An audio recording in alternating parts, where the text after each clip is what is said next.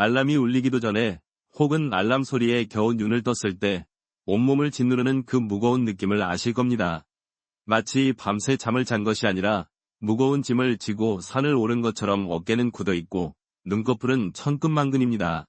아이고, 삭신이야. 소리가 절로 나오죠. 커피를 한 잔 진하게 타서 마셔봐도 정신만 겨우 깨어날 뿐 몸에 깔린 피로감은 가시질 않습니다. 그저 나이가 들어서 그렇겠지, 어제 좀 무리해서 그렇겠지 하고 넘기시기 쉽습니다.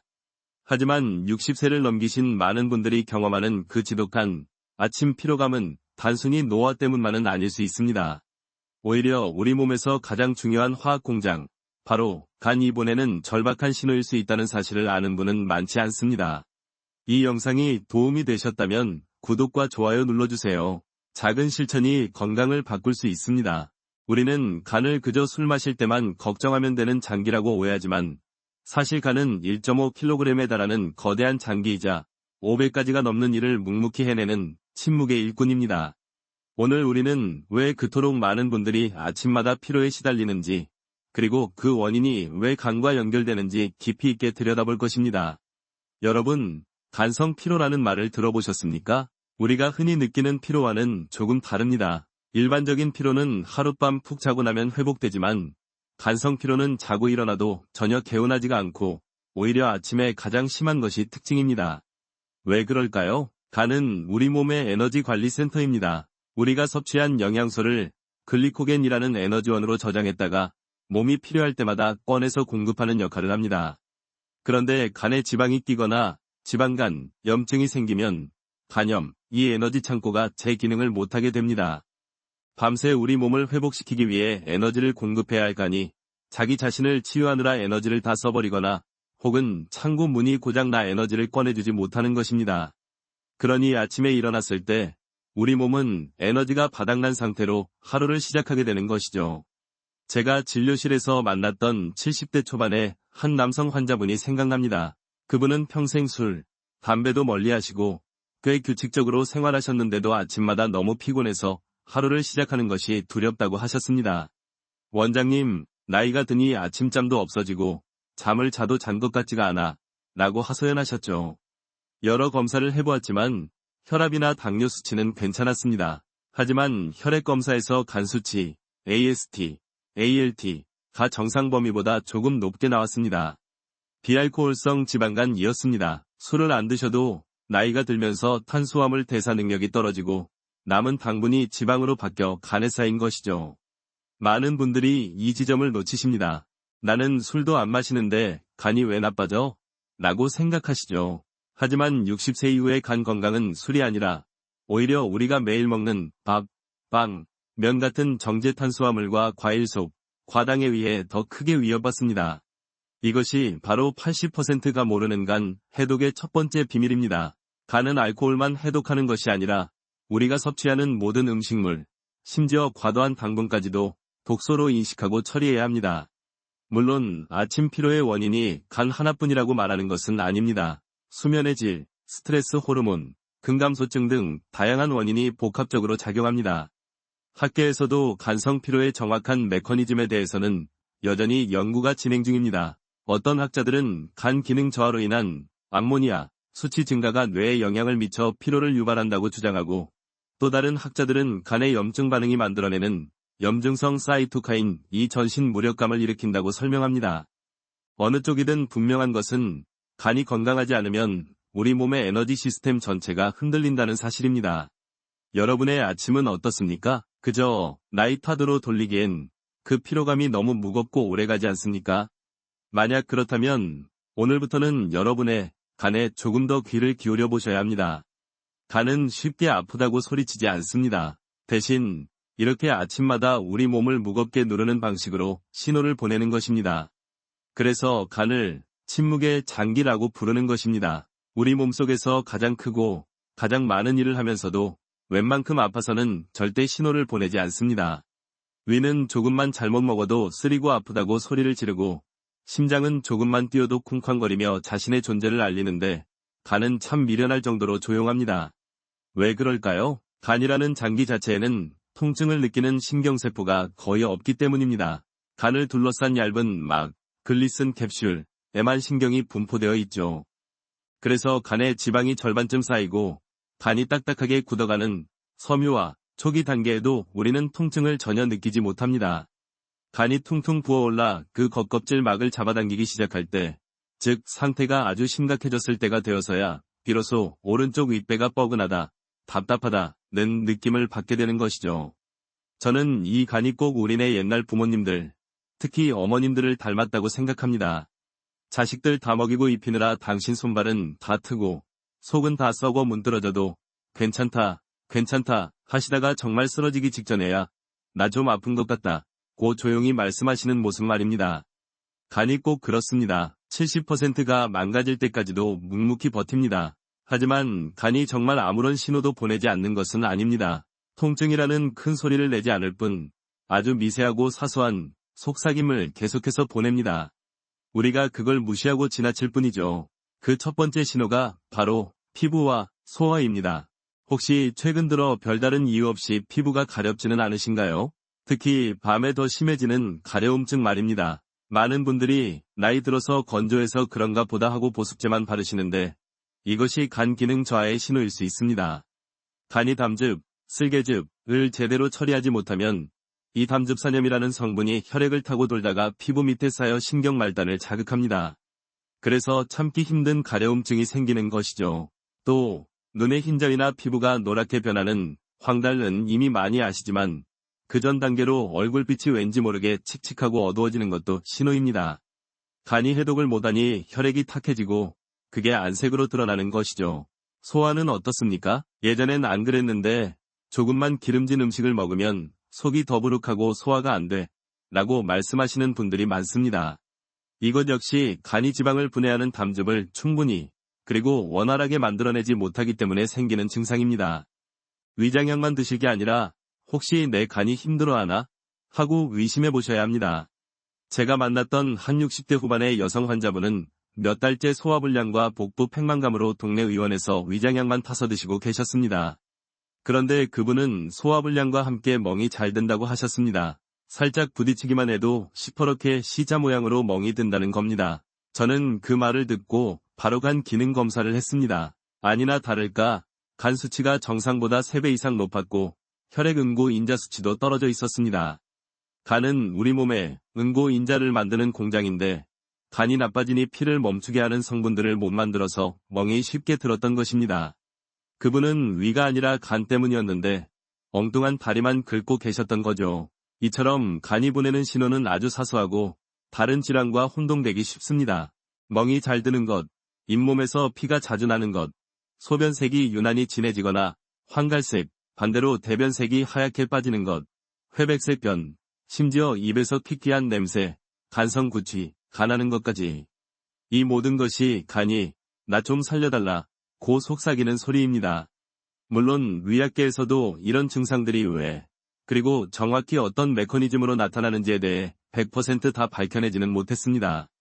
예를 들어 간경변 환자에게 왜 손바닥이 유난히 붉어지는 수장 홍반이 나타나는지 혹은 가슴에 거미줄 모양의 붉은 반점, 거미상 혈관종이 생기는지에 대해 호르몬 불균형 때문이라고 추측할 뿐 그 기전이 명확하게 밝혀진 것은 아닙니다. 하지만 분명한 것은 우리 몸은 연결되어 있다는 사실입니다. 간이 힘들면 그 여파는 가장 약한 고리인 피부로도 소화기관으로도 혈액으로도 나타납니다. 어제 말씀드린 그 지독한 아침 피로감 이 간이 보내는 첫 번째 경고라면 오늘 말씀드린 이런 피부와 소화기 증상들은 그 경고등이 깜빡이기 시작했다는 증거입니다. 이 속삭임을 무시하면 다음에는 정말 돌이킬 수 없는 외침을 듣게 될지도 모릅니다. 간이 힘들다는 신호를 알아차리기 시작하면 많은 분들이 가장 먼저 찾는 것이 있습니다. 바로 간 해독 혹은 간 청소라고 불리는 것들입니다. 텔레비전, 인터넷, 신문 광고까지 온통 간에 쌓인 독소를 싹 빼내줍니다. 라는 말들이 넘쳐납니다. 마치 싱크대 배수관을 뚫는 강력한 세제를 붓듯이 우리 간에도 그런 것이 필요하다고 생각하게 만들죠.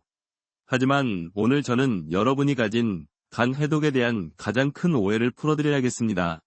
진실은 이것입니다. 여러분의 간은 그 어떤 비싼 약이나 특별한 주스, 보충제 없이도 스스로 해독을 하고 있습니다. 24시간, 1년 365일, 단 1초도 쉬지 않고요. 간은 해독이 필요한 대상이 아니라 해독을 하는 주체입니다. 이것이 핵심입니다. 우리가 흔히 말하는 독소는 외부에서 들어오는 알코 오일이나 약물, 미세먼지뿐만 아니라 우리 몸 안에서 에너지를 만들고 남은 찌꺼기들, 예를 들면 암모니아 같은 것들도 포함됩니다. 간은 이 모든 유해 물질을 1단계 해독, 산화, 과, 2단계 해독, 포압이라는 정교한 2단계의 공정을 거쳐 무해한 수용성 물질로 바꾸어 소변이나 담즙으로 배출시킵니다. 이것은 마치 거대한 화학 공장과 같습니다. 1공정, 1단계에서 독소를 일단 분해하고 2공정, 2단계에서 안전하게 포장하여 밖으로 내보내는 것이죠. 그런데 많은 분들이 이 공장을 돕는답시고 하는 일들이 오히려 공장을 망가뜨리곤 합니다. 가장 흔한 오해가 레몬 디톡스나 과일 주스 클렌징 같은 것입니다. 며칠 동안 밥은 안 먹고 이런 액체만 마시면 몸이 깨끗해질 거라고 믿으시죠. 하지만 이는 간에게는 최악의 고문이 될 수 있습니다. 특히 60세 이후에는 더욱 그렇습니다. 첫째, 이런 주스에 농축된 과당은 오로지 간에서만 대사됩니다. 포도당은 온몸의 세포가 에너지원으로 쓰지만 과당은 간으로 직행하여 지방으로 쌓이기 쉽습니다. 오히려 지방간을 악화시킬 수 있는 것이죠. 둘째, 더 치명적인 것은 단백질 부족입니다. 아까 말씀드린 2단계 해독 공정, 즉 독소를 안전하게 포장하는 데는 아미노산, 단백질의 재료, 이 필수적입니다. 그런데 단백질은 쏙 빼고 당분만 들이부으면 1단계에서 분해된 독소들이 2단계로 넘어가지 못하고 몸 안에 쌓이게 됩니다. 이건 해독이 아니라 오히려 독소 정체를 유발하는 셈입니다. 제가 진료실에서 뵌 60대 여성분은 건강에 관심이 많으셔서 홈쇼핑에서 파는 값비싼 간 해독 주스 세트를 몇 달치나 사서 드셨습니다. 하지만 건강검진 결과는 오히려 나빴습니다. 콜레스테롤 수치와 간 수치가 모두 올라가 있었죠. 그 주스의 성분표를 보니 각종 과일 농축액이 대부분이었습니다. 그분은 몸을 청소한다고 믿었지만 실제로는 매일 아침 간에 설탕물을 붓고 계셨던 겁니다. 물론 의학계에서도 간 해독이라는 개념 자체에 대해서는 논란이 있습니다. 주류 의학에서는 간 해독이라는 용어 자체를 상업적 마케팅 용어로 봅니다. 간 기능이 정상이라면 굳이 인위적인 해독이 필요 없으며 간 기능이 이미 망가졌다면 간경변 등 해독 주스가 아니라 전문적인 치료가 필요하다는 입장이죠. 반면 기능의학이나 영양학계 일부에서는 간의 2단계 해독 경로를 지원하는 특정 영양소, 설포라판, 글루타치온 등을 공급하는 것을 해독이라고 부르기도 합니다. 어느 쪽이 맞다 틀리다를 떠나 우리가 분명히 알아야 할 것은 이것입니다. 간에게 필요한 것은 독소를 빼내는 약이 아니라 간이 제 일을 할 수 있도록 돕는 연료입니다. 어제 만난 간이 지쳐있는 어머니를 다시 비유해 보겠습니다. 밤새 일하고 지친 어머니에게 필요한 것이 어머니, 빨리 독소 빼세요 라는 채찍질일까요? 아닙니다. 어머니, 여기 따뜻한 물 한 잔 드세요. 일하시려면 힘드실 테니 기운 내시라고 영양가 있는 아침밥 차려왔어요. 라는 따뜻한 지원 아닐까요?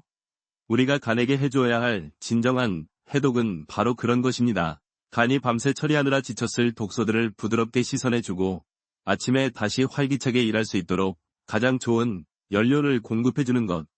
그래서 우리는 값비싼 보충제나 신비의 명약을 찾을 것이 아니라 우리 식탁 위, 특히 매일 시작하는 아침 식사를 돌아봐야 합니다. 간이 가장 부담스러워하는 것을 치우고 간이 가장 반가워하는 것을 채워 넣는 것. 그것이 바로 80%가 모르고 있던 간 해독의 진짜 비밀이며 우리가 다음 장에서 이야기할 이것의 핵심입니다. 그렇다면 간이 가장 반가워하는 밤새 지친 간을 부드럽게 깨워주는 그 아침의 기적은 과연 무엇일까요? 여러분은 아마 대단하고 비싸고 구하기 어려운 무언가를 상상하셨을지도 모릅니다. 하지만 그 정제는 놀라울 정도로 단순하고 소박합니다. 바로 따뜻하고 순한 채소 수프 한 그릇입니다. 혹은 푹 끓인 채소죽도 좋습니다. 아니, 원장님, 그게 다입니까? 하고 실망하시는 분도 계실 겁니다. 아침은 든든하게 밥심으로 버텨야 하는데 그런 멀건 수프로 기운이 나겠어요? 라고 반문하실 수도 있습니다. 네, 충분히 그렇게 생각하실 수 있습니다. 우리는 오랫동안 아침은 왕처럼 먹어야 한다고 배워왔으니까요. 하지만 다시 한번 지쳐있는 우리 간위 입장에서 생각해 보십시오. 간은 밤새도록 우리 몸에 들어온 독소들을 처리하고 에너지를 재분배하느라 전쟁 같은 밤을 보냈습니다. 이제 막 아침이 되어 한숨 돌리려 하는데 주인이 일어나자마자 기름진 설렁탕이나 달고 짠 빵 혹은 차가운 우유 한 잔을 들이붓는다고 상상해 보십시오. 간은 기겁을 할 겁니다. 아니, 주인님, 저는 아직 어젯밤에 처리한 폐기물들을 밖으로 내보낼 준비도 못했는데 또 이렇게 소화시키기 힘든 지방과 당분을 한꺼번에 밀어넣으시면 어떡합니까? 하고 말이죠. 따뜻한 채소 수프는 바로 이 지점에서 간에게 완벽한 첫 번째 선물이 됩니다. 첫째, 따뜻한 온도입니다. 밤새 공복 상태였던 우리 위장과 간은 차가운 것에 매우 민감합니다. 아침에 차가운 물이나 음식을 섭취하면 우리 몸은 깜짝 놀라 혈관을 수축시킵니다. 당연히 간으로 가야 할 혈류량도 줄어들겠죠. 하지만 따뜻한 수프는 우리 내장기관을 부드럽게 마사지하듯 이완시키고 혈액순환을 촉진하여 간이 원활하게 일할 준비를 시켜줍니다. 둘째, 수분과 전해질입니다. 간 해독의 마지막 단계는 독소를 수용성으로 만들어 소변으로 배출하는 것이라고 말씀드렸습니다. 즉, 간 해독의 마무리는 물이 하는 것입니다. 이 채소 수프는 밤새 소진된 수분을 보충하는 가장 이상적인 방법입니다. 그냥 맹물이 아니라 채소에서 우러나온 각종 미네랄과 비타민, 즉 천연 전해질이 녹아있는 물입니다. 이 수분이 몸에 쏙쏙 흡수되어 간이 밤새 포장해둔 독소들을 시원하게 씻어내주는 것입니다. 셋째, 소화 용이성입니다. 푹 끓인 채소는 이미 섬유질이 부드러워져 있어 소화에 거의 에너지가 들지 않습니다. 간이 지방을 소화시키기 위해 담즙을 짜내느라 애쓸 필요도 없고 위장이 음식을 분해하느라 과부하에 걸릴 필요도 없습니다. 그저 최소한의 노력으로 필수 영양소와 수분을 흡수하고 간은 자신의 본래 임무인 해독과 에너지 대사에 집중할 수 있게 되는 것이죠. 제가 이 아침 채소 수프를 권해드렸던 60대 중반의 사업가 한 분이 계십니다. 그분은 매일 아침 최고급 호텔 조식 뷔페를 드시는 것이 낙이라고 하셨습니다. 하지만 만성 피로와 지방간, 고지혈증에 시달리셨죠. 제가 일주일만이라도 아침을 따뜻한 채소 수프로 바꿔보시죠. 라고 말씀드렸더니 원장님, 농담하십니까? 내가 그걸로 어떻게 하루를 버팁니까? 라며 화를 내시더군요. 제가 그분을 설득했습니다. 사장님, 이것은 식사가 아니라 약이라고 생각해 보십시오. 간에게 주는 아침 첫 약입니다. 일주일 뒤 그분이 저를 찾아오셨습니다. 원장님, 신기하네요. 속이 이렇게 편안한 적이 몇 년 만인지 모르겠습니다. 그리고 아침에 몸이 가볍습니다. 그분은 비싼 뷔페 음식이 매일 아침 자신의 간을 얼마나 혹사시키고 있었는지 깨달으신 겁니다. 물론 일부 영양학자들은 아침에 단백질이 부족하면 근손실이 온다고 걱정합니다. 맞는 말입니다. 하지만 우리는 첫 번째 식사에 대해 이야기하고 있습니다. 이 수프를 드시고 1에서 2시간 뒤 속이 편안해진 상태에서 삶은 달걀이나 두부 같은 단백질을 보충해 주시면 됩니다. 중요한 것은 순서입니다. 깨우자마자 무거운 짐을 지우는 것이 아니라 부드럽게 깨우고 준비 운동을 시킨 뒤에 본 운동을 시작하는 것이죠.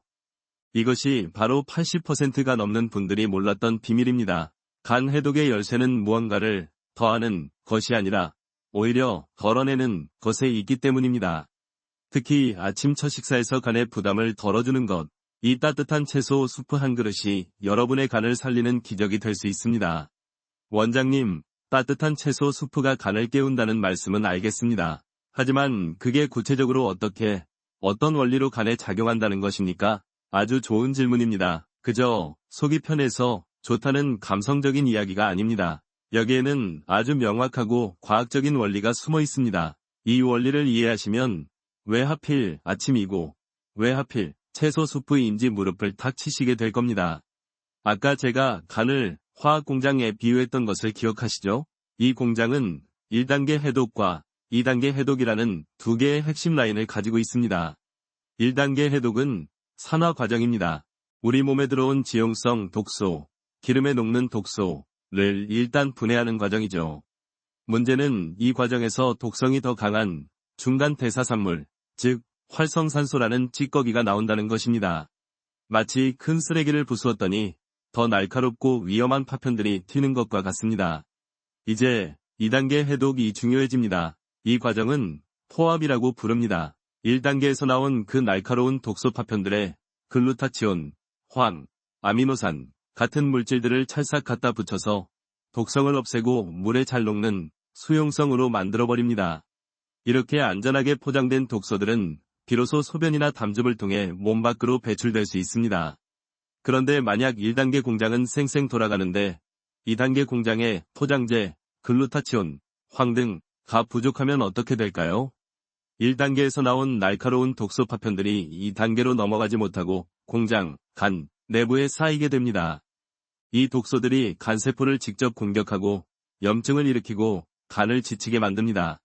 따뜻한 채소 수프는 바로 2단계 공장에 우리가 해줄 수 있는 가장 완벽한 지원 사격입니다. 첫째, 앞서 말했듯 최고의 수분 공급입니다. 독소를 수용성으로 만들어 소변으로 내보내려면 절대적으로 물이 필요합니다. 맹물보다도 채소에서 우러나온 칼륨, 마그네슘 같은 천연 전해질이 포함된 이 수프는 몸에 훨씬 빨리 그리고 효율적으로 흡수되어 간 해독의 마지막 배출 경로를 시원하게 열어줍니다. 둘째, 유황 화합물 공급입니다. 이게 핵심입니다. 2단계 해독의 가장 중요한 포장재가 글루타치온과 황이라고 말씀드렸죠. 우리가 이 수프에 무, 배추, 양배추 같은 십자화과 채소나 마늘, 양파 같은 백합과 채소를 넣고 끓이면 이 채소들 속에 유황 화합물 이 국물에 풍부하게 녹아나옵니다. 이 유황 성분들이 2단계 해독 시스템, 특히 글루타치온 생성을 강력하게 밀어주는 연료가 되는 것입니다. 이것이 바로 80%가 모르는 놀라운 사실입니다. 우리는 보통 이런 채소들을 생으로 먹거나 볶아 먹어야 영양소가 산다고 생각하지만 간 해독에 있어서만큼은 끓여서 국물로 마시는 것이 이 유황 화합물을 가장 부드럽고 풍부하게 흡수하는 방법 중 하나입니다. 물론 학계에서는 여전히 논쟁이 있습니다. 그저 채소 수프를 마시는 것만으로 간의 효소 시스템에 얼마나 큰 영향을 줄 수 있겠는가 라며 회의적인 시각도 존재합니다. 고용량의 영양제 섭취와 비교하는 연구들도 많고요. 하지만 어떤 의사도 이것 하나는 부정하지 못합니다. 간이 해독 공정을 돌리는데 원재료가 필요하다는 사실 말입니다. 이 수프는 그 원재료들을 가장 자극 없이 가장 흡수하기 쉬운 형태로 그것도 간이 밤새 일하고 난 직후 가장 필요로 할 때 공급해주는 행위입니다. 저는 이 아침 수프를 간의 첫 급소라고 부릅니다. 자동차도 밤새 세워두었다가 아침에 시동을 걸 때 냉각수와 엔진 오일이 충분해야 부드럽게 출발하지 않습니까? 간도 마찬가지입니다. 아침에 일어나자마자 간이라는 엔진에 차갑고 기름진 연료를 들이붓는 것이 아니라 따뜻하고 부드러운 냉각수, 수분과 전해질, 와, 윤활유, 유황 화합물을 먼저 넣어주는 것입니다. 그러니 이 수프는 단순히 배를 채우는 음식이 아닙니다. 이것은 간의 1단계 공정과 2단계 공정이 균형을 맞추도록 돕는 조율 장치이자 간세포가 독소에 손상되지 않도록 보호하는 보호막입니다. 이 단순한 원리가 매일 아침 여러분의 간을 새롭게 깨어나게 할 것입니다. 우리가 방금 5장에서 이야기한 따뜻한 채소 수프가 간에게 주는 회복의 보약이라면 안타깝게도 우리 중 80%는 매일 아침 간에게 가장 부담스러운 식사를 제공하고 있습니다. 어쩌면 독약이라고 표현해도 과언이 아닐 정도입니다. 간의 입장에서 본다면 말입니다. 여러분의 아침 식탁은 어떠신지 한번 떠올려 보십시오. 가장 흔하게 볼 수 있는 잘못된 아침 식사. 첫 번째는 달콤한 믹스 커피 한 잔으로 아침을 여는 습관입니다. 특히 아침에 입맛이 없거나 잠을 빨리 깨야 한다는 생각에 뜨거운 물만 부어 후루룩 마시는 분들이 정말 많습니다. 밥도 아닌데 고작 커피 한 잔이 무슨 문제냐고 반문하시죠. 하지만 이 믹스 커피 한 잔에는 우리가 생각하는 것보다 훨씬 많은 양의 설탕과 식물성 크림, 즉 프림이 들어있습니다. 밤새 비어있던 우리 위장에 아침 첫 음식으로 이 농축된 액상 과당과 트랜스 지방이 폭포수처럼 쏟아져 들어오는 것입니다. 우리 몸, 특히 간은 이 상황을 응급 상황으로 인식합니다. 혈당이 급격히 치솟는 것을 막기 위해 췌장에서는 인슐린을 대량으로 분비하고 간은 이 남아도는 당분을 처리하느라 아침부터 과부하에 걸립니다. 이 당분들은 갈 곳이 없어 고스란히 지방으로 바뀌고 그 지방은 가장 저장하기 쉬운 간세포에 차곡차곡 쌓이기 시작합니다. 이것이 바로 술을 마시지 않는 사람에게도 비알코올성 지방간이 생기는 가장 빠르고 확실한 지름길입니다. 두 번째는 밥심에 대한 맹신입니다. 그래도 한국인은 아침에 밥을 먹어야 기운이 난다. 며 뜨끈한 흰쌀밥에 짭조름한 장아찌나 젓갈, 혹은 간단히 국에 말아 드시는 분들이 많습니다. 물론 밥은 훌륭한 에너지원입니다. 저 역시 밥을 좋아합니다. 하지만 우리가 반드시 기억해야 할 사실은 60세 이후 우리의 탄수화물 대사 능력은 20대, 30대와는 완전히 다르다는 것입니다. 이것은 의학적인 진실입니다. 특히 혈당 관리가 필요하신 분들에게 아침 공복에 먹는 흰쌀밥은 혈당을 매우 빠르고 높게 올리는 혈당 스파이크를 유발합니다. 간은 또다시 포도당 홍수를 맞이하여 허덕이게 됩니다. 간이 아침부터 이 포도당을 지방으로 전환시키느라 다른 중요한 해독 업무를 볼 시간이 없는 것입니다. 아침에 채소 숲으로 간을 예열하고 보호해야 할 시간에 오히려 정제 탄수화물 폭탄을 던져 간을 혹사시키는 셈입니다. 여기서 많은 분들이 간과하는 또 하나의 사실이 있습니다. 건강식이라고 믿었던 차가운 우유나 과일 주스 역시 간에는 큰 부담이 될 수 있다는 점입니다. 우유는 완전 식품 아니냐, 과일은 몸에 좋은 것 아니냐고 생각하시죠. 하지만 60세가 넘으면 유당, 우유 속 당을 분해하는 효소가 현저히 줄어들어 배가 아프거나 설사를 유발하기 쉽고, 이는 장 건강 악화로 이어져 간에 독소 부담을 줍니다. 또한 시판되는 과일 주스는 섬유질은 제거된 채 순수한 과당 덩어리인 경우가 많습니다. 앞서 3장에서도 말씀드렸듯 과당은 포도당과 달리 오로지 간에서만 대사되어 곧바로 지방으로 전환되기 쉽습니다. 제가 진료했던 60대 후반의 한 여성분은 평생 아침밥을 거르신 적이 없었습니다. 남편과 자식들 챙기느라 정작 본인은 늘 찬밥에 물 말아서 김치 한 조각 혹은 젓갈이랑 후루룩 드시는 게 일상이었습니다. 그분은 술은 입에도 못 대시는데 중증 지방간과 당뇨 전 단계 진단을 받으셨습니다. 원장님, 전 정말 억울합니다. 매일 밥만 먹고 살았는데 왜 간이 나빠집니까? 라며 눈물을 보이셨죠.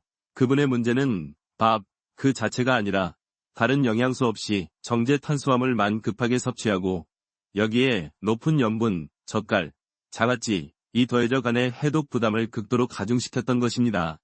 물론 학계에서는 아침 식사의 중요성에 대해 여전히 의견이 분분합니다. 어떤 학자들은 아침을 든든히 먹어야 하루 총 에너지 섭취량이 조절되고 근육 합성에 도움이 된다고 주장합니다. 반면 또 다른 학자들은 아침 공복 시간을 길게 가져가는 간헐적 단식 2간의 자가포식, 오토파지를 활성화시켜 오히려 지방간 개선에 도움이 된다고 말합니다. 이 논쟁은 아직도 진행 중입니다. 하지만 이 두 주장 사이에도 명확한 공통점이 있습니다. 아침을 먹든 혹은 조금 늦게 먹든 그 첫 끼니 간에 부담을 주는 정제 탄수화물이나 당분 혹은 가공식품이어서는 안 된다는 것입니다.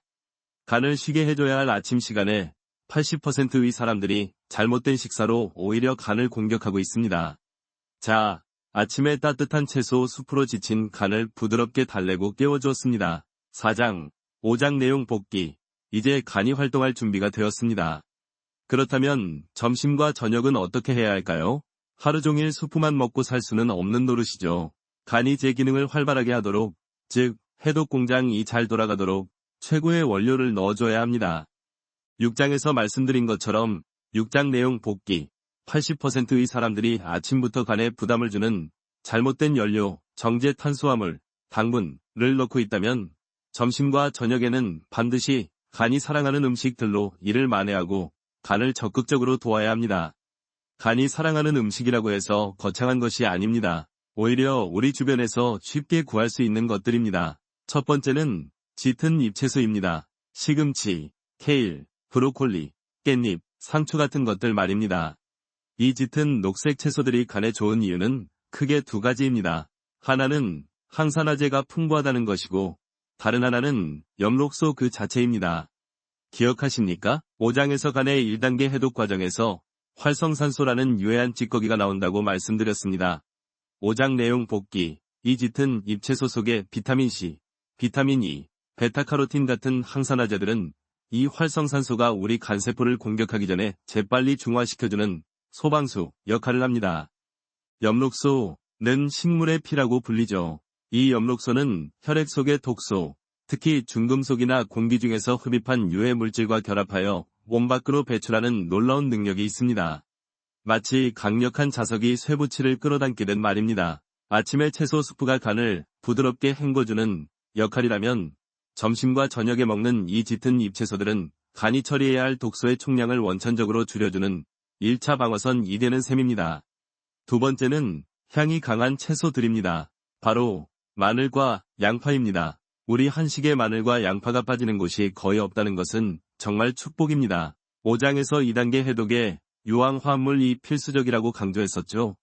5장 내용 복기, 마늘의 알리신, 양파의 케르세틴은 이 유황화합물의 최고 공급원입니다. 이 성분들은 간의 2단계 해독 효소, 특히 글루타치온의 생성을 강력하게 촉진합니다. 많은 분들이 마늘과 양파를 그저 양념이나 향신료로만 생각하시는데 간의 입장에서는 이것은 약입니다. 해독 공장을 돌리는 특수 연료인 셈이죠. 세 번째는 좋은 지방입니다. 지방간 진단을 받으신 많은 분들이 가장 크게 오해하시는 것이 나는 이제 지방을 절대로 먹으면 안 된다 고 생각하시는 겁니다. 그래서 고기 한 점 안 드시고 볶음 요리도 전부 물로 볶아 드시곤 합니다.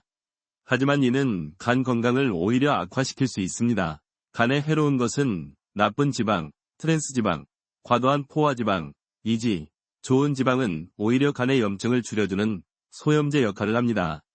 지방간이 무서운 이유는 지방 자체가 아니라 그 지방으로 인해 생긴 염증, 지방간염 때문입니다.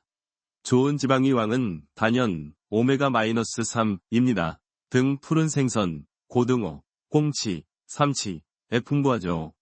이 오메가-3는 간에 쌓인 중성지방 수치를 직접적으로 낮추고 간의 염증 반응을 억제합니다. 또 올리브유, 단일 불포화지방산, 나, 들기름, 식물성 오메가3도 빼놓을 수 없습니다. 제가 진료했던 60대 후반의 한 남성 환자분은 삼겹살 마니아였습니다. 일주일에 3번은 삼겹살을 드셔야 직성이 풀리는 분이었죠.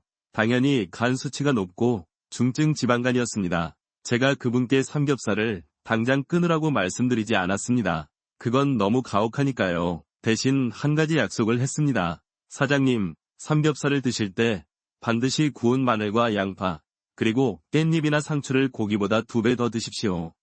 그리고 집에서 요리하실 때는 무조건 올리브유를 쓰십시오.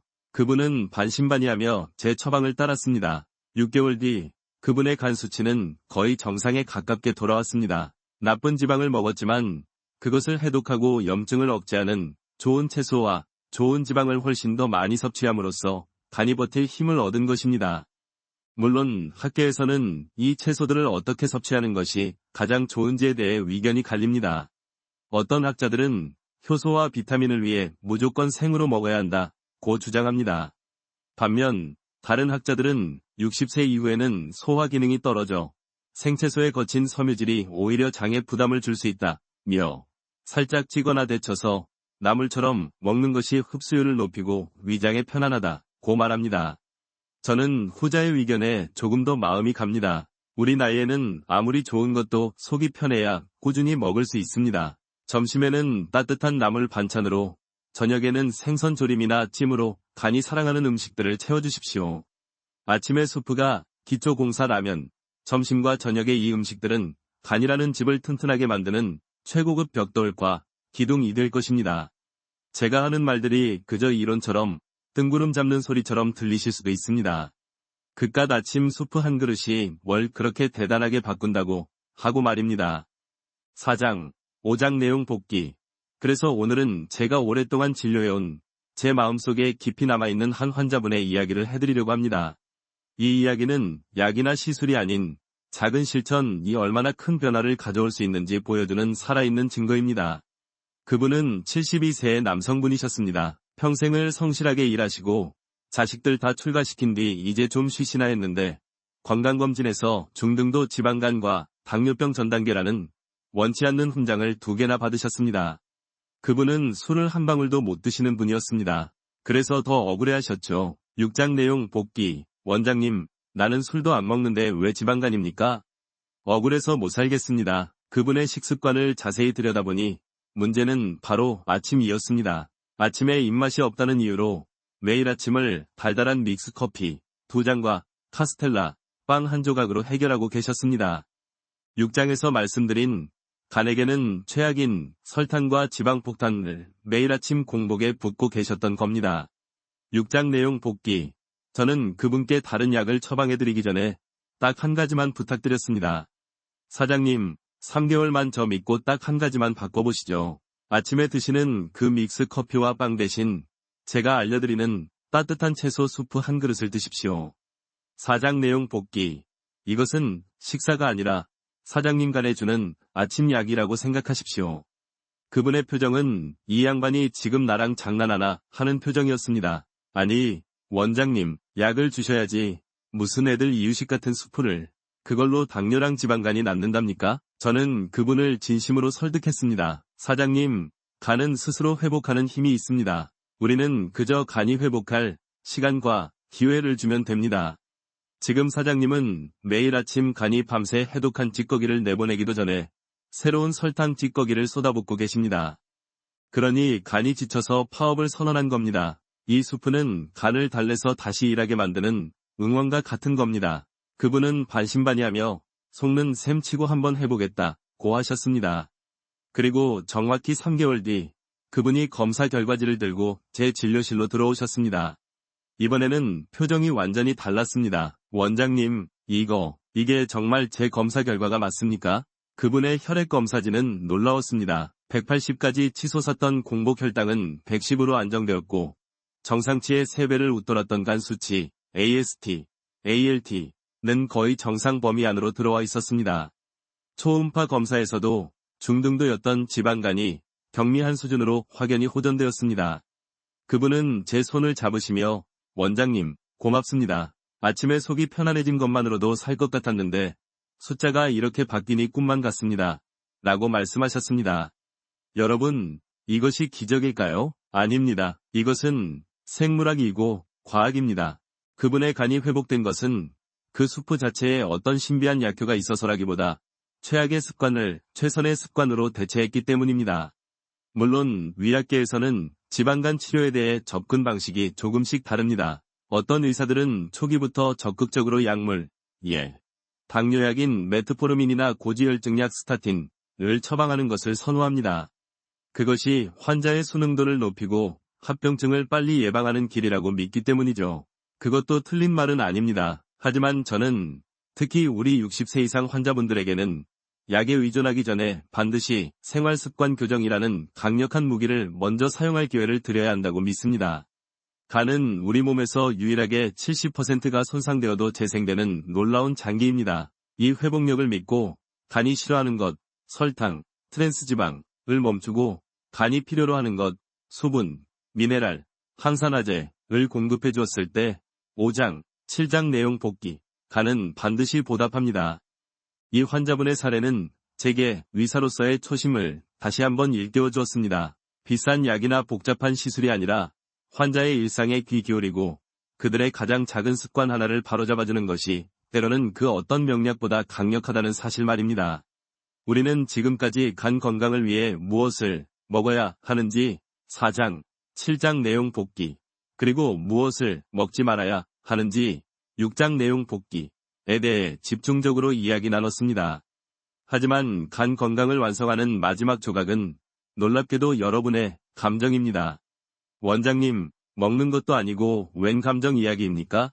하고 위아해하실 겁니다. 하지만 한번 생각해 보십시오. 우리가 억울한 일을 당하거나 몹시 화가 날 때, 아이고, 속에서 열불이 난다, 혹은 속이 타들어간다, 고 말합니다. 또 스트레스가 극심할 때 화병이라는 말을 쓰지요. 이것은 그저 문학적인 비유가 아닙니다.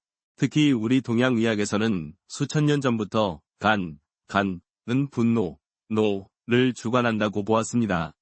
즉, 간과 분노라는 감정은 하나의 밧줄로 묶여 있다는 것입니다. 이것이 오늘 우리가 함께 풀어볼 80%가 모르는 또 하나의 비밀, 바로 간과 감정의 연결고리입니다. 한의학에서는 스트레스를 받거나 화를 꾹 참으면 감기가 울결 된다고 표현합니다. 간의 기운이 뭉쳐서 꽉 막힌다는 뜻입니다. 간은 우리 몸 전체의 기운, 즉 에너지와 혈액의 흐름을 조율하는 장군 같은 역할을 하는데 이 장군이 스트레스라는 적군 때문에 화가 나서 꽉 막혀버리면 몸 전체의 소통이 마비된다는 것입니다. 저는 이 감기울결 상태를 교통대란에 비유하곤 합니다. 간이라는 도시는 원래 혈액과 영양소, 담즙, 독소까지 모든 것이 원활하게 흘러가야 하는 교통의 요지입니다.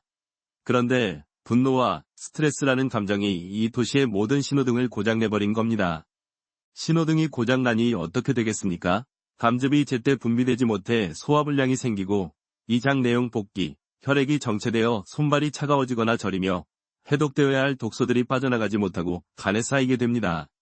우리가 아무리 좋은 채소 수프, 4장 내용 복기를 먹고 좋은 음식, 7장 내용 복기를 넣어줘도 도로 자체가 막혀있으니 원재료가 공장까지 배달되지 못하는 셈입니다. 물론 현대 서양 의학에서는 감기울결이라는 용어를 쓰지 않습니다. 하지만 최근 의학계의 가장 큰 화두인 스트레스와 만성염증의 관계를 보면 결국 같은 이야기를 하고 있습니다. 우리가 스트레스를 받으면 우리 몸은 싸움 도피 반응, 교감신경 항진 상태가 됩니다. 이는 원시시대의 맹수를 만났을 때 살아남기 위한 생존 반응이죠. 이 상태가 되면 우리 몸은 생존과 직결되지 않는 장기, 즉 소화기관이나 간으로 가는 혈류를 줄여버립니다. 대신 근육과 심장으로 피를 몰아주어 당장 도망칠 준비를 하죠. 문제는 60세 이후에 우리가 만나는 스트레스는 맹수가 아니라는 겁니다. 자식 걱정, 배우자와의 갈등, 노후에 대한 불안감, 이런 만성적인 스트레스는 우리의 교감신경을 24시간 내내 미세하게 항진시킵니다. 그 결과 간으로 가는 혈류량은 만성적으로 줄어들게 됩니다. 간은 피를 받아야 일을 하는 장기입니다. 그런데 혈액 공급이 줄어드니 해독 기능도, 에너지 저장 기능도, 담즙 생성 기능도 모두 떨어질 수밖에 없습니다. 게다가 스트레스 호르몬인 코르티솔은 혈당을 높이고 이 역시 간에 지방으로 쌓이게 만들어 지방간을 악화시킵니다. 제가 진료했던 60대 여성분은 그 누구보다 식단 관리를 완벽하게 하셨습니다. 술, 담배는 물론이고 탄수화물도 철저히 제한하셨죠. 그런데도 간 수치가 좀처럼 잡히지 않았습니다. 저는 그분께 조심스럽게 여쭤봤습니다. 혹시 요즘 마음고생 하시는 일이 있으십니까? 그분은 그제야 참았던 눈물을 터뜨리시며 사업 실패로 힘들어하는 아들 걱정에 몇 년째 잠을 제대로 못 주무셨다고 고백하셨습니다. 그분의 간을 망가뜨린 것은 음식이 아니라 바로 걱정과 참아왔던 화였던 것입니다. 팔장 환자와 비교, 물론 학계에서는 여전히 분노라는 특정 감정이 간 섬유화라는 특정 질병으로 어떻게 직접 이어지는지에 대한 정확한 생화학적 경로는 100% 밝혀내지 못했습니다. 112. 감정은 주관적이고 간 손상은 객관적인데 이 둘 사이의 인과관계를 증명하기란 매우 복잡하기 때문입니다. 하지만 임상 현장에서 수많은 환자들을 만나온 의사로서 저는 확신합니다. 마음이 편치 않으면 간도 결코 편할 수 없습니다. 우리가 간을 위해 좋은 음식을 챙겨 먹는 것만큼이나 내 속의 화를 다스리고 스트레스를 건강하게 풀어내는 마음관리 가간 해독의 필수적인 과정임을 잊지 마십시오. 제가 4장부터 7장까지 7장 내용 복기, 간이 좋아하는 음식, 그리고 9장에서 9장 내용 복기, 마음관리에 대해 길게 말씀드리면 꼭 이렇게 되묻는 환자분들이 계십니다. 원장님, 알겠는데 너무 복잡합니다. 그냥 한 번에 싹 좋아지는 약, 그런 거 없습니까? 텔레비전만 틀면 나오는 그 간 영양제 그거라도 먹으면 안 됩니까? 매우 솔깃한 질문이죠. 실제로 우리나라처럼 간 영양제가 많이 팔리는 나라도 드물 겁니다. 그만큼 간 건강에 대한 관심과 걱정이 크다는 뜻이겠지요. 40년 넘게 환자들을 봐온 의사로서 오늘 이 간 영양제에 대해 솔직하게 그리고 아주 현실적으로 말씀드리겠습니다. 과연 이 영양제들이 꼭 필요한 것인지, 누가 효과를 보고 누가 그저 비싼 돈만 낭비하고 있는 것인지 말입니다.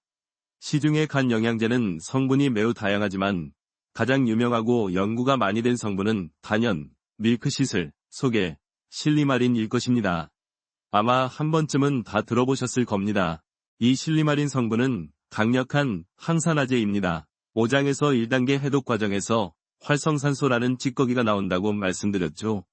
5장 내용 복기, 실리마린은 이 활성산소로부터 간세포막이 손상되는 것을 보호하는 방패 역할을 합니다. 실제로 유럽에서는 독버섯 중독같이 간세포가 급격히 파괴되는 응급 상황에 이 실리마린 성분을 주사제로 사용하기도 합니다. 그만큼 간세포를 보호하는 효과 자체는 의학적으로도 어느 정도 인정을 받고 있습니다. 하지만 여기서부터가 중요합니다. 많은 분들이 이 영양제를 간 치료제 혹은 간 만병통치약으로 오해하십니다. 내가 지금 술을 마시고 6장에서 말한 6장 내용 볶기, 달콤한 믹스 커피와 빵을 먹으면서 간을 망가뜨리고 있는데 이 영양제 하나리 모든 것을 해결해 줄 것이라 믿는 것이죠. 저는 이런 상황을 이렇게 비유합니다. 집안에서 온갖 쓰레기를 버리고 불을 지피면서 동시에 청소부 한 명을 고용하는 셈입니다. 실리마린이라는 청소부가 열심히 간세포 주변의 불똥, 활성산소를 끄고 있을지는 모르지만 주인인 여러분이 계속해서 설탕과 알코올이라는 거대한 불을 지르고 있다면 6장 내용 볶기, 그 집, 간은 결국 타버릴 수밖에 없습니다. 청소부가 불을 끄는 속도보다 여러분이 불을 지르는 속도가 훨씬 빠르기 때문입니다. 제가 만났던 60대 남성분은 매달 수십만 원어치의 비싼 간 영양제를 5가지나 챙겨 드시고 계셨습니다. 하지만 그의 아침 식사는 여전히 믹스 커피와 도넛이었습니다. 6장, 8장 환자와 비교, 혈액 검사 결과 그의 간 수치는 전혀 나아지지 않았습니다. 저는 그분께 이렇게 말씀드렸습니다. 사장님, 지금 사장님은 간을 위해서 돈을 쓰는 게 아니라 간을 괴롭히는데 돈을 쓰고 계십니다. 그 영양제 사실 돈으로 차라리 4장에서 말씀드린 4장 내용 볶기, 그 1,000원짜리 채소 수프 재료를 사서 매일 아침 드시는 것이 사장님 간을 100배는 더 빨리 살리는 길입니다. 그렇다면 간 영양제는 대체 누가 먹어야 할까요? 첫째, 다른 질병, 류마티스 관절염, 항암치료 등 때문에 어쩔 수 없이 간에 부담을 주는 약을 장기 복용해야만 하는 분들입니다. 이런 분들은 의사와의 상담하에 간 보호제를 보조적으로 드시는 것이 도움이 될 수 있습니다. 둘째, 이미 만성 간염이나 간경변 진단을 받고 전문적인 치료를 받는 과정에서 의사의 판단하에 보조요법으로 처방받는 경우입니다. 이 두 경우를 제외한 대부분의 건강한 분들 혹은 단순 지방간을 가진 분들에게 간 영양제는 필수가 아니라 선택입니다. 그것도 가장 마지막 선택이어야 합니다. 물론 이 주제에 대해서는 의학계 내에서도 의견이 분분합니다. 일부 보수적인 의사들은 임상 연구 데이터가 불충분하다. 효과가 입증된 것은 일부 동물 실험이나 소규모 연구뿐이다. 대부분 위약, 플라시보, 효과일 뿐이다. 라며 매우 비판적인 입장을 취합니다.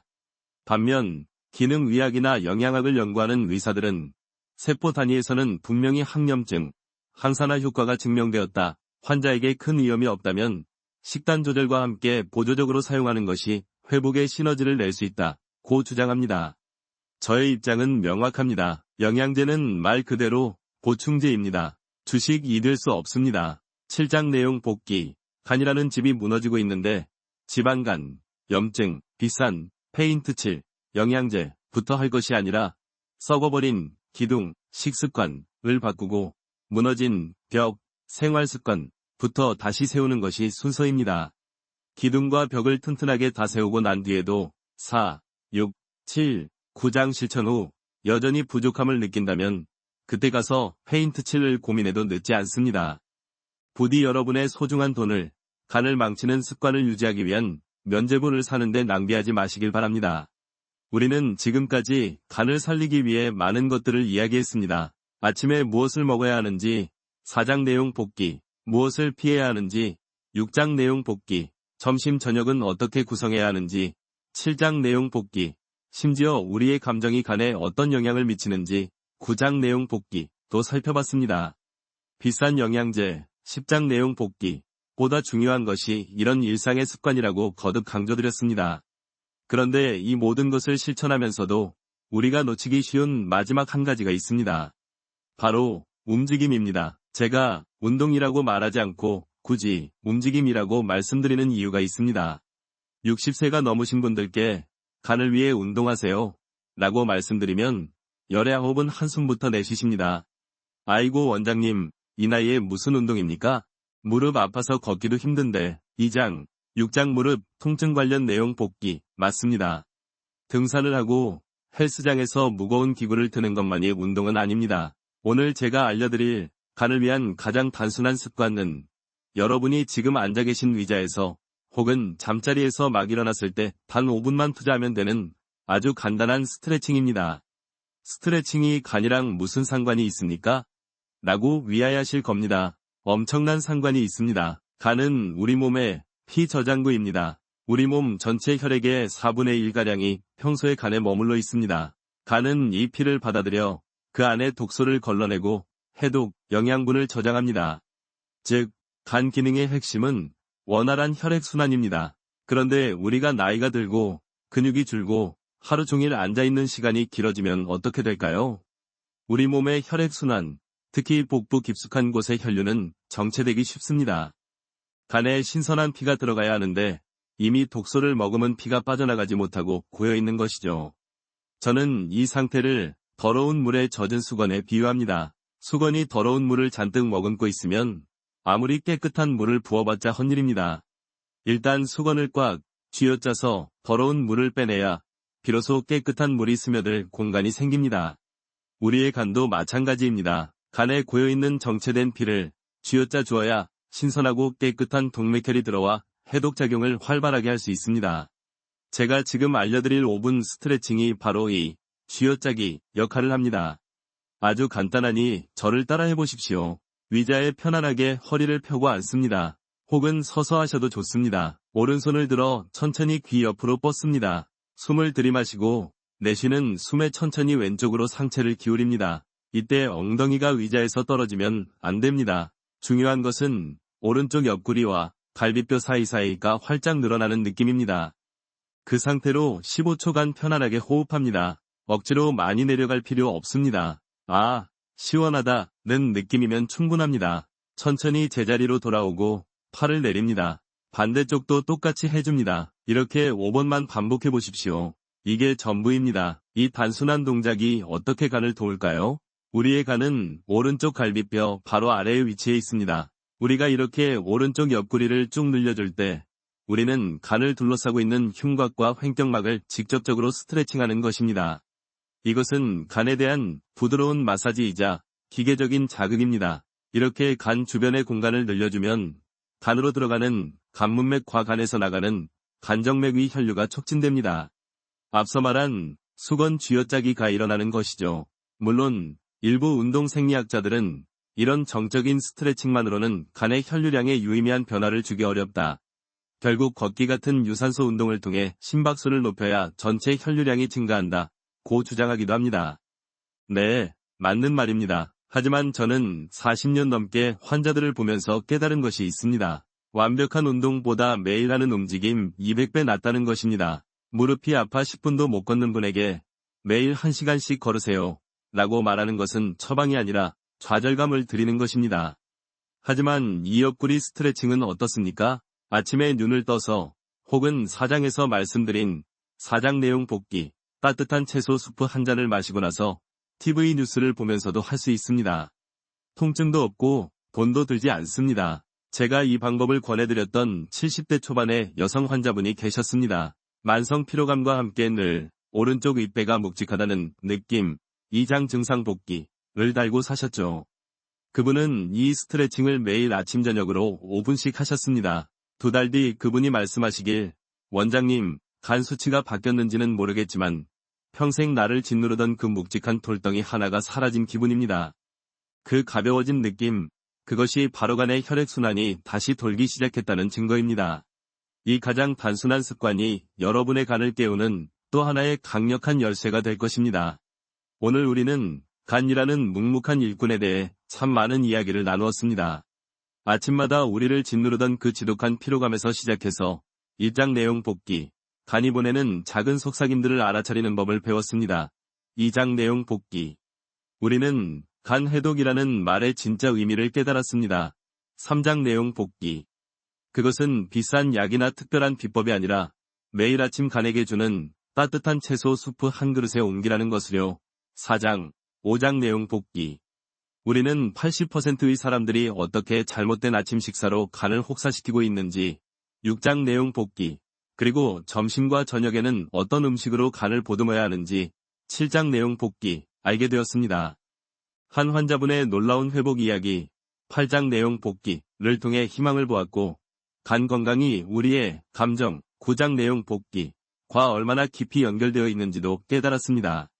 비싼 영양제에 의존하기 전에 10장 내용 복기, 우리가 먼저 해야 할 일이 무엇인지, 그리고 잠자리에 일어나 단 5분간 옆구리를 늘려주는 그 단순한 움직임, 11장 내용 복기, 이 얼마나 큰 힘을 가졌는지도 확인했습니다. 이제 이 긴 여정의 마지막에 서서 저는 여러분께 이 말씀 하나를 꼭 드리고 싶습니다.